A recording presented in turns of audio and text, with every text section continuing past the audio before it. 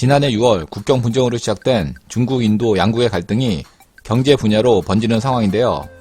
무력 충돌 이후 인도에서는 중국산 제품 보이콧, 각종 프로젝트 취소 등 중국 퇴출 목소리가 커지고 있습니다. 이에 따라 인도 5G 사업에서 삼성의 반사이익이 기대됩니다. 어떤 내용인지 자세한 내용 살펴보도록 하겠습니다. 구독하기, 좋아요 많이 누르시기 바라겠고요. 자, 그럼 본격적인 방송 시작합니다. 최근 인도가 5세대 이동통신 인프라 구축 사업에서 중국의 통신장비 업체 하웨이와 ZTE를 배제했다는 소식이 전해지고 있습니다.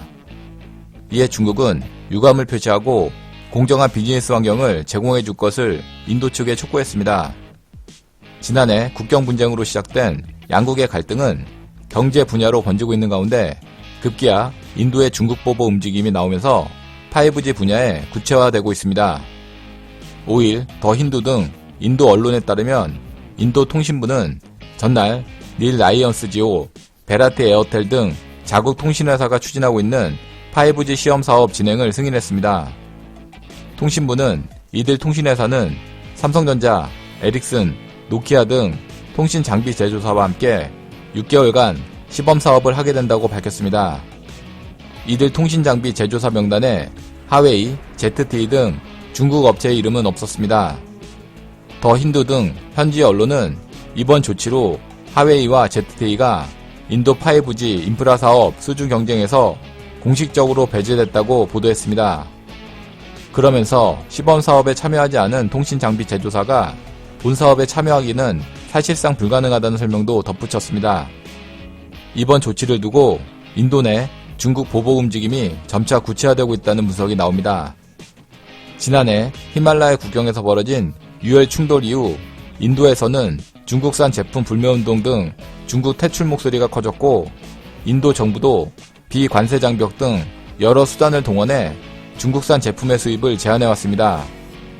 통신부도 지난 3월 외국 통신장비 업체의 경우 당국의 승인 없이는 인도 통신산업 진출이 불가능하도록 규정을 개정했습니다.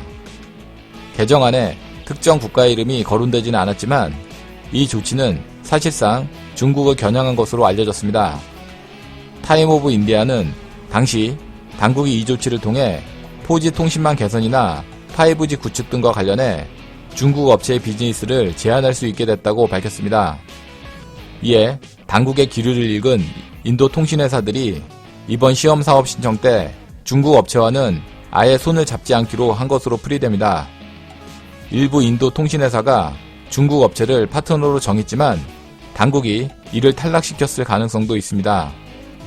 한편 중국 대사관 대변인은 성명을 내고 인도 결정에 우려와 유감을 표시했습니다. 대변인은 중국 통신기업을 협력에서 배제한 인도 정부의 결정은 이들 기업의 합법적 권위를 해칠 뿐만 아니라 인도의 비즈니스 환경 개선에 장애가 되며 인도의 관련 산업의 혁신과 발전에 불리하다고 말했습니다.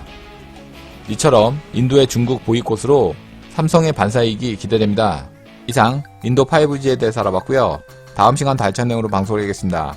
구독하기, 좋아요 많이 누르시기 바라겠고요. 댓글도 많이 남겨주시면 감사하겠습니다.